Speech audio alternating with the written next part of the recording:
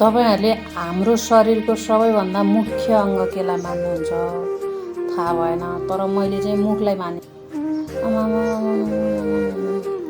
यो मुखले खान नपाएपछि त मान्छे यसै लडमला जाइ हुने, बोल्न नहुने।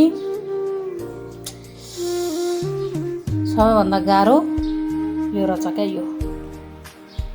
चुप्प बस्न त सकिन्छ, तर खाना नपाएपछि हिँड्न नसकिने।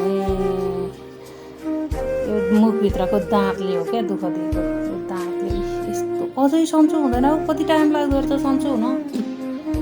यति धेरै दुख्ने त मलाई मात्रै हो कि अरूलाई पनि त्यस्तै दुखेको थियो बुद्धि बङ्गारो फाल्दा।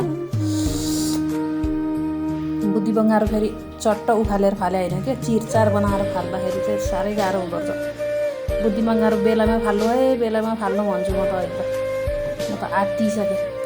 अझै अब 1 हप्ता पछाडि यो टाँका काट्न पर्ने छ। टाँका काटेपछि कति दुख्ने हो फेरि। पीडा।